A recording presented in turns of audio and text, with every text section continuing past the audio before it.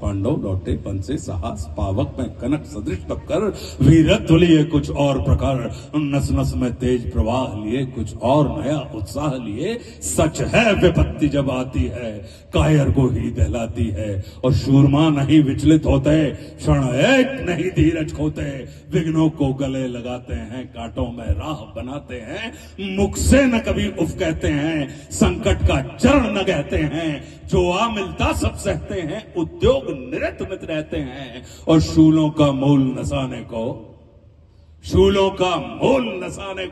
और बढ़ खुद विपत्ति पर छाने को है कौन विघ्न ऐसा जग में टिक सके वीर नर के मग में खम ठोक ठेलता है जब नर पर्वत के जाते पांव खड़ और मानव जब जोर लगाता है पत्थर पानी बन जाता है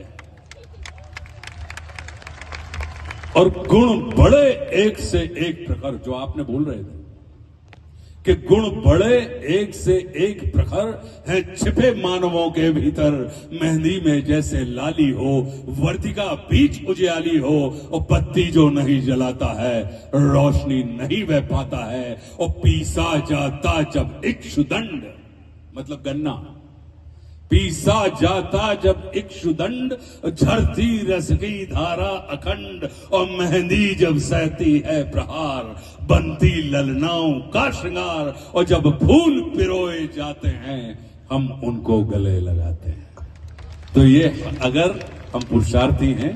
तो पुरुषार्थी व्यक्ति का जो चित्त होता है वो बिल्कुल वो जीवन में बाधाओं में भी बाधक में भी साधक देखने की दृष्टि रखता है। क्यों? क्योंकि उसका पूरा का पूरा मानना है